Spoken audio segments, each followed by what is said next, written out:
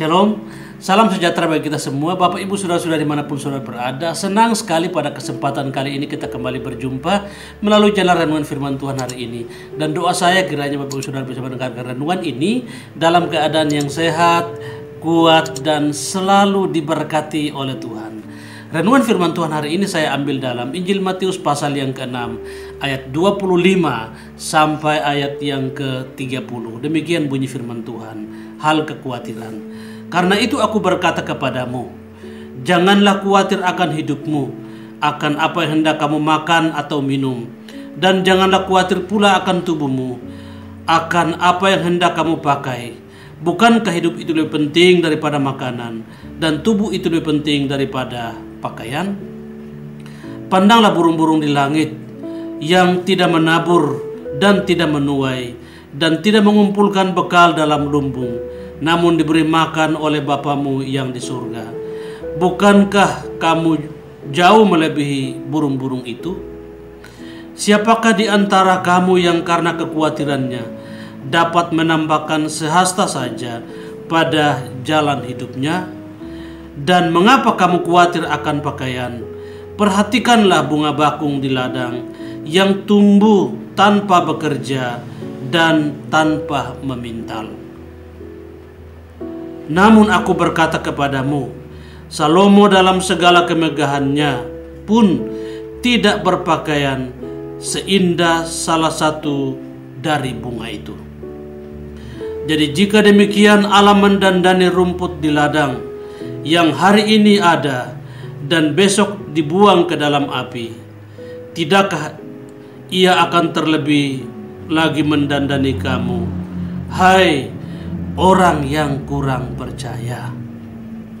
Jemaat yang dikasihi oleh Tuhan Yesus Kristus, tema renungan firman Tuhan hari ini adalah mengapa Yesus melarang kita khawatir. Dalam pengertian umum, khawatir artinya gelisah, cemas, dan takut terhadap suatu hal yang belum diketahui dengan pasti. Hal yang dikhawatirkan belum tentu atau belum pasti terjadi. Khawatir bisa menyebabkan seseorang menjadi terganggu, selalu memusatkan pikiran pada hal-hal yang tidak logis dan tidak berdasar. Namun sedikit khawatir tentang sesuatu akan memotivasi seseorang untuk mencari jalan keluar atau bekerja keras untuk mencapai tujuan. Perasaan khawatir juga dapat membantu orang mengantisipasi masalah di masa-masa yang akan datang dan bersiap untuk menghadapinya. Khawatir dalam tahap yang wajar masih boleh-boleh. Yang tidak boleh adalah ketika hidup kita dikuasai oleh kekhawatiran, sehingga akal sehat kita tidak dalam tanda petik kurang berfungsi dengan baik hanya karena khawatir yang berlebihan.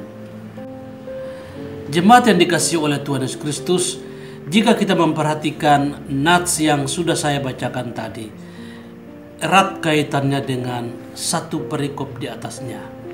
Karena firman Tuhan diawali dengan kata karena itu, berarti ada hubungan dengan teks sebelumnya, yaitu tentang hal mengumpulkan harta.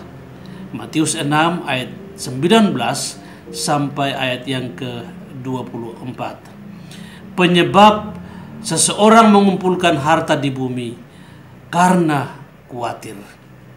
Dia khawatir dengan kehidupannya, sehingga pikirannya, tenaganya, waktunya dia kerahkan untuk bagaimana mengumpulkan harta di bumi. Kekhawatiran akan hidup membuat seseorang tidak fokus lagi kepada Tuhan dan akhirnya lebih mencintai dunia. Itu hal yang patut kita waspadai. Ada 3 jenis kekhawatiran, yaitu kekhawatiran yang pertama, kekhawatiran akan kebutuhan hidup.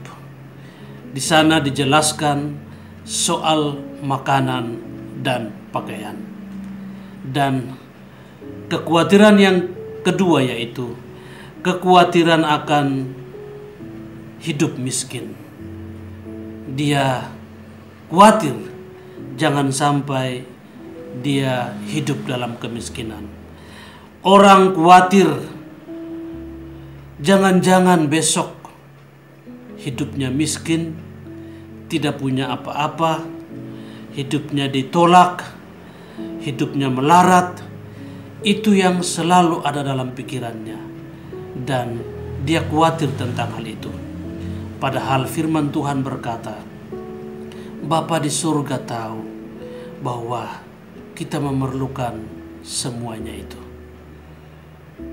Dia pasti menjamin kehidupan kita. Dan firman Tuhan berkata, jangan kita hidup sama seperti bangsa-bangsa lain yang tidak mengenal Allah, yang pikirannya hanya terfokus kepada harta dan kekayaan. Dan kekhawatiran yang ketiga yaitu kekhawatiran akan hari depan. Orang hidup hari ini, tetapi dia sudah khawatir akan hari besok.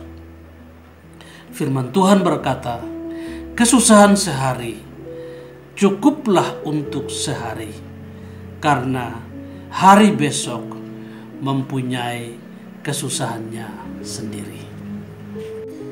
Pertanyaan yang patut kita renungkan adalah, mengapa Yesus melarang kita khawatir? Yang pertama, karena kekhawatiran bisa melemahkan iman kita. Orang yang hidupnya selalu khawatir, tanda bahwa dia meragukan janji Tuhan dalam hidupnya. Firman Tuhan berkata, pandanglah burung-burung di langit yang tidak menabur dan tidak menuai dan tidak mengumpulkan bekal dalam lumbung, namun diberi makan oleh Bapamu yang di surga. Lihat juga bunga bakung yang di padang, yang tumbuh tanpa bekerja dan tanpa memintal, namun lebih indah dari pakaian Salomo. Karena itu Yesus berkata, jangan khawatir. Mengapa Yesus melarang kita khawatir? Yang kedua, karena kekhawatiran tidak akan menghasilkan apa-apa. Tidak ada jalan keluar yang orang bisa peroleh dari kekhawatiran. Tuhan Yesus berkata, kekhawatiran tidak akan menambah sehasta pun pada jalan hidup kita. Sehasta berarti 45 cm. 45 cm berarti satu langkah kita. Dan ketika kita khawatir, tidak bisa menambahkan sehasta saja, satu langkah pun dalam kehidupan kita. Sehingga Yesus berkata, jangan khawatir, karena kekhawatiran tidak menghasilkan apa-apa dalam hidup kita. Yang ketiga, mengapa Yesus melarang kita khawatir? Karena kekhawatiran tidak akan memberikan kepuasan batin. Hidup kita lebih penting daripada makanan, dan tubuh kita lebih penting daripada pakaian. Ini satu hal yang mutlak, jangan dibalik.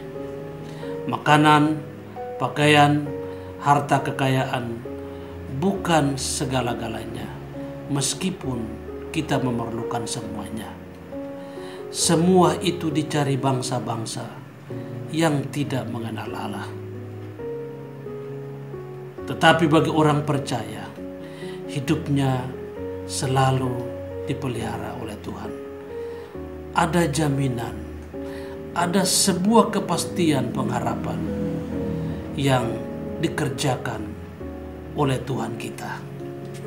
Tuhan Yesus berkata dalam Matius 6 ayat 33, "Tetapi carilah dahulu kerajaan Allah dan kebenarannya, maka semuanya akan ditambahkan kepadamu." Percayalah bahwa walaupun seseorang berlimpah hartanya, hidupnya tidaklah tergantung daripada kekayaan itu. Orang boleh punya segalanya, tapi ingat, hidupnya tidak tergantung daripada kekayaan itu. Hidup kita ada dalam tangan Tuhan. Kalau Tuhan berjanji memberkati kita, maka Dia pasti memberkati kita. Satu pintu tertutup, Tuhan bisa buka pintu yang baru bagi kita, asalkan kita sungguh-sungguh percaya kepada Dia. Dia sumber segala-galanya di dalam kehidupan kita. Kiranya renungan firman Tuhan hari ini bisa menjadi berkat bagi Bapak Ibu Saudara yang mendengarkan, dan nama Tuhan selalu ditinggikan dan dimuliakan. Salam sehat buat kita semua. Shalom.